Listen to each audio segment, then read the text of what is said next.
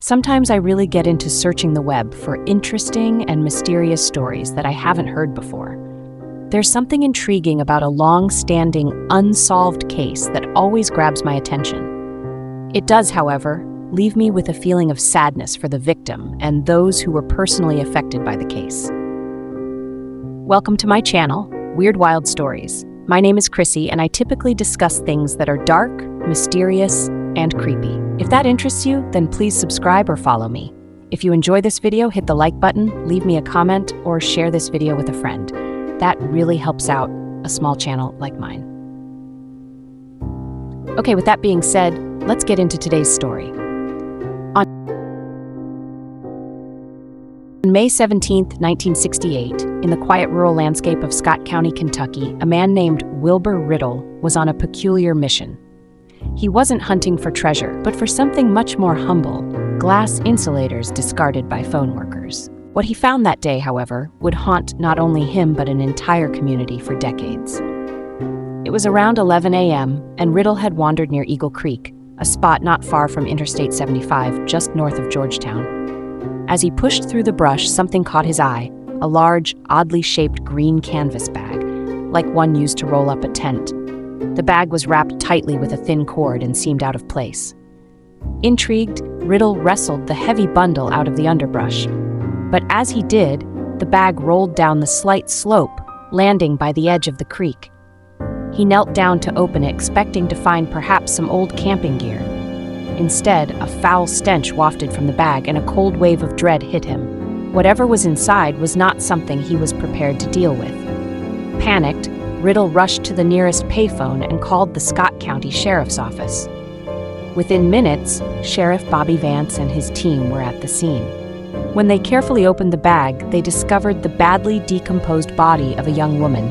She was nude, except for a strange towel, or so they thought, wrapped around her head.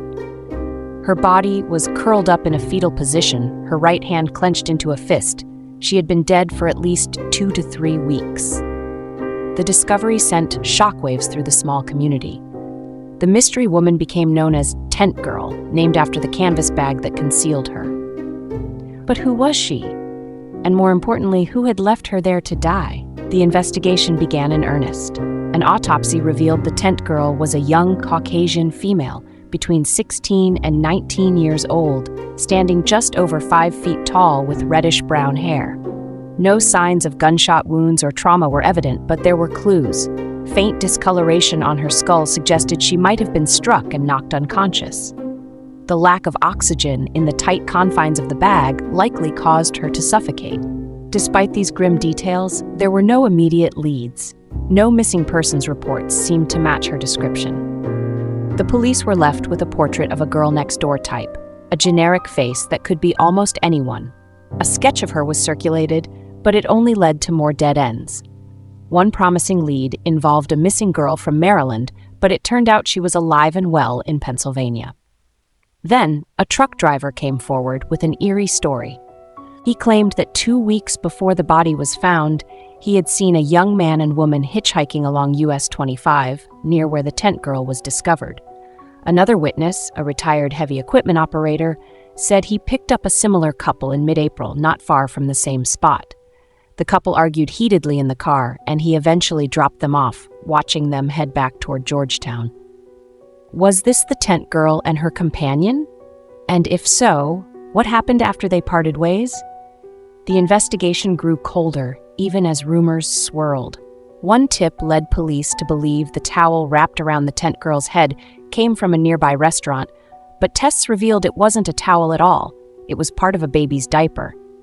The clues seemed to slip further from their grasp, and eventually, after months of fruitless searching, the case went cold. The Tent Girl was buried in a local cemetery, her identity still a mystery. But this was not the end of her story. Decades passed, and in 1997, a man named Todd Matthews, son-in-law of the man who had originally found the Tent Girl, became obsessed with solving the case. Using the emerging tool of the internet, Matthews posted about the case in forums and spread the Tent Girl's story far and wide. It wasn't long before he received a message that would break the case wide open. A woman named Rosemary Westbrook reached out to Matthews, saying she had been searching for her sister, Barbara Ann Hackmann Taylor, who had vanished after visiting family in Florida in December 1967. Barbara's description, a young woman with reddish-brown hair and a gap between her front teeth, was an eerie match for the tent girl. In 1998, the tent girl's body was exhumed, and DNA from her remains was compared to that of Westbrook's family. On April 22, 1998, the test results came back, and the mystery was finally solved. The tent girl was, in fact, Barbara Ann Hackmann Taylor. Barbara had been living in Lexington, Kentucky, with her husband, Earl Taylor, and their 3 children when she disappeared. Earl, who traveled often for work with carnivals and trucking, had told Barbara's family that she had run away. No missing persons report was ever filed. To this day, Earl Taylor has never been charged with Barbara's murder. The case remains open, but one thing is certain. The tent girl, once an unsolved enigma, finally has her name back. But the question remains, what really happened to Barbara? The tent girl case, identified in 1998 as Barbara Ann Hackmann Taylor, remains unsolved, with no recent updates in 2024.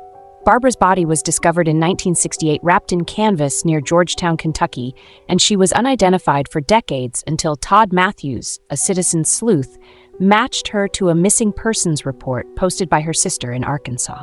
DNA confirmed the identification, but her murder remains unsolved. Her husband, George Earl Taylor, is considered the primary suspect, but had passed away in 1987 before her identification. Todd Matthews' work on the case helped inspire the rise of online sleuthing communities, leading to the founding of NamUs, the National Missing and Unidentified Persons System, and the DOE Network. And so questions remain unanswered. But who knows? Maybe someone out there holds the key to discovering what happened to Barbara all those years ago. Thank you for watching. Be sure to check out the other mysterious stories on this channel. Until next time, stay safe, but stay curious.